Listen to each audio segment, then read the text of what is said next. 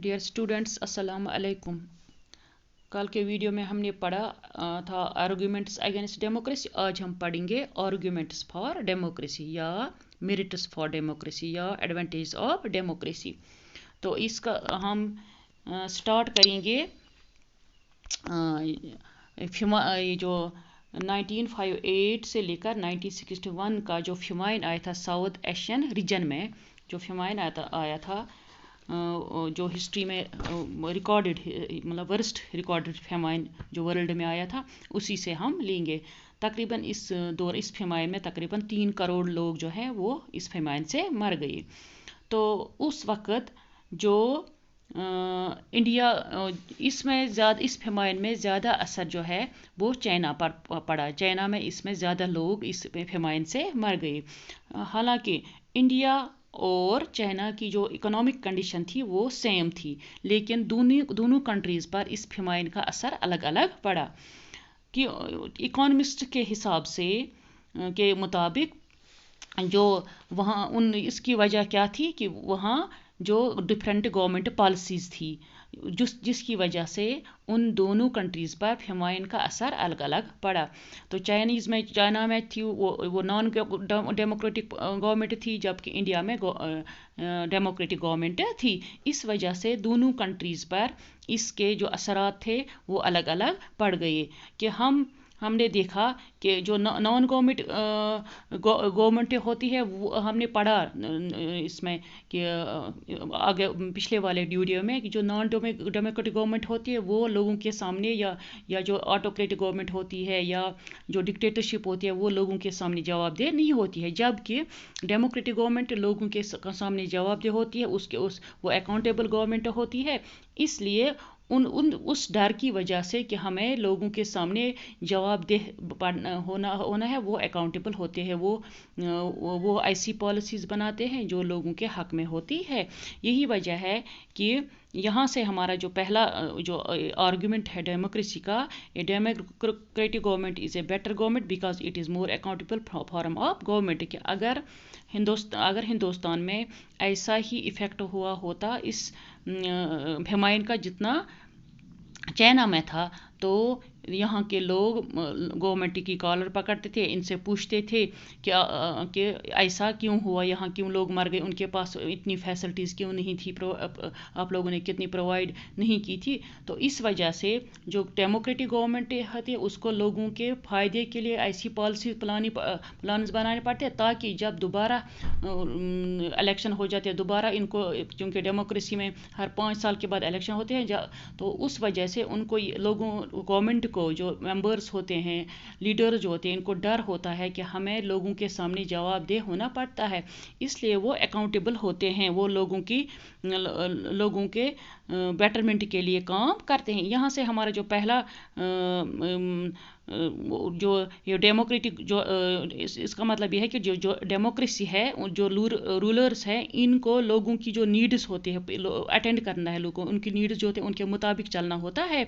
तो यहाँ हमारा पहला जो आर्गुमेंट है डेमोक्रेसी के हक में वह है democratic government is better government because it is a more accountable form of government. मतलब कि डेमोक्रेटिक गवर्नमेंट जो है ये बेटर गवर्नमेंट है क्योंकि ये अकाउंटेबल होती है, ये अकाउंटेबल फॉर्म ऑफ गवर्नमेंट होती है। पॉइंट जो है, जो ये डेमोक्रेसी गवर्नमेंट होती है, it is based on consultation and decisions.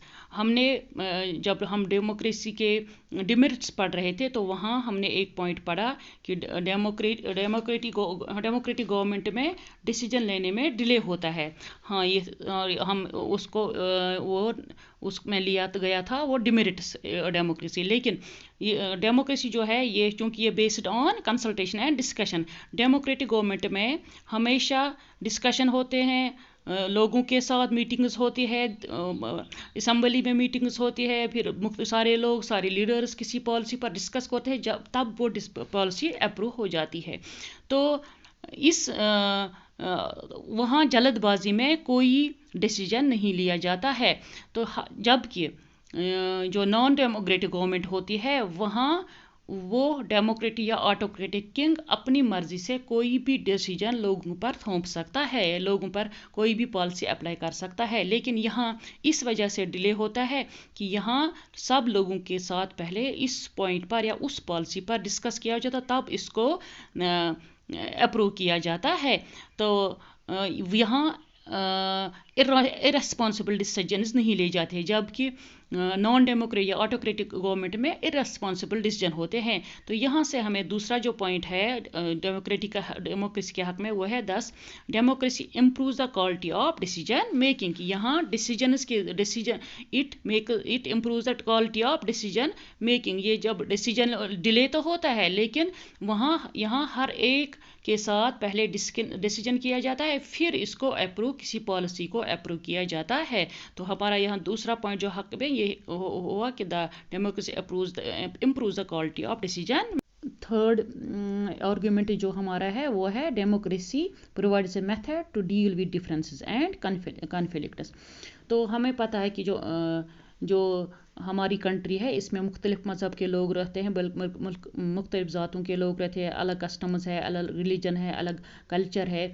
लेकिन बेस्ट गवर्नमेंट वही होती है जो इन सब को मिलजुल के इनको आगे ले जा सकती, चला सकती है। तो जो इनके दरमियान, लोगों के दरमियान डिफरेंसेस है, इनका कल्चर अलग होता है, मज़हब अलग होता है, अलग अलग रहने का तरीका होता है, अलग लैंग्वेजेस हैं। तो डेमोक्रेसी में क्या होता है, इन सबको मिला के आगे बढ़ना होता है। जबकि जो डिक्टेटरशिप होती है या ऑटोक्रेटिक गवर्नमेंट होती है, वो जिस मज़हब के होंगे, जिस लैंग्वेज के होंगे या जिस कल्चर के होंगे, वो इसी कल्चर के लोगों को या उसी कल्चर को अपना के आगे चलेंगे। जबकि डेमोक्रेसी में ऐसा नहीं होता। डेमोक्रेसी में सब लोगों को इकट्ठे चला के चलना होता है। तो ये हमारा थर्ड आर्गुमेंट है, that is democracy provides a method to deal with the difference and conflict. से जो डिफरेंस है, जो कन्फ्लिक्ट है लोगों के दरमियान, इनको अलग करके लोगों को आगे बढ़ा लेते हैं। इनको मतलब इन डिफरेंस की तरफ ध्यान न देते, उन कन्फ्लिक्ट को सॉल्व करते हुए कंट्री को आगे बढ़ाते हैं। ये डेमोक्रेसी का तीसरा पॉइंट है, या ये डेमोक्रेसी का तीसरी एडवांटेज है, या डेमोक्रेसी का तीसरा मेरिट है इस डेमोक्रेसी गवर्नमेंट का। चौथा जो मेरिट है डेमोक्रेसी, वो है democracy enhances the dignity of the citizen. मतलब ये कि डेमोक्रेसी जो है it is based on principles of political equality. यहाँ हर एक, चाहे अमीर इंसान हो या गरीब इंसान हो, डेमोक्रेसी में चाहे एजुकेटेड हो या अनएजुकेटेड हो, अमीर हो या गरीब हो, हर एक का स्टेटस बराबर है। तो जो इनको लोगों को, जब अगर गरीब इंसान भी हो, उसका स्टेटस भी उतना है जितना कि अमीर आदमी का स्टेटस है। और गरीब और एजुकेटेड हर एक पीपल, जो भी लोग हैं, वो मतलब people are not subjects of a ruler. वो रूलर है अपने लिए हैं। तो उनको हर एक, चाहे गरीब इंसान या अमीर, उनके बेटरमेंट के लिए काम करना है।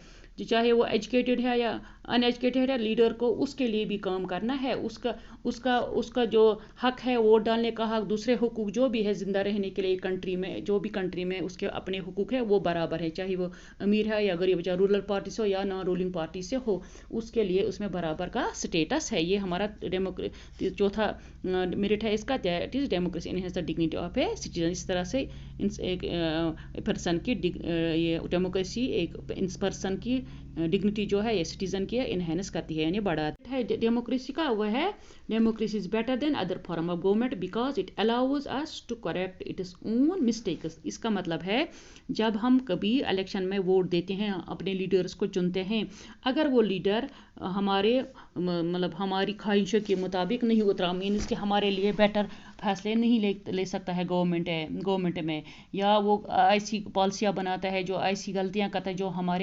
हमारे खिलाफ होती हैं, तो हम हम जो नेक्स्ट इलेक्शन आने वाले हैं, हम उसमें उस रूलर को, उस लीडर को मतलब वोट नहीं दे पा, उसको नहीं चूज़ कर सकते। ये हम डेमोक्रेसी में ये चॉइस होती है कि अगर किसी का लीडर ने, ये जो हमने इलेक्ट किया मेंबर, वो लोगों की जो लोगों के हक में पॉलिसीज़ नहीं बनाता है गवर्नमेंट में, तो हमारा ये हक बनता है डेमोक्रेसी में कि अगले इलेक्शन में इसको हम वोट नहीं दे और इसको हम इलेक्ट नहीं कर सकते हैं। तो इसी का मतलब ये है कि डेमोक्रेसी इज़ बेटर।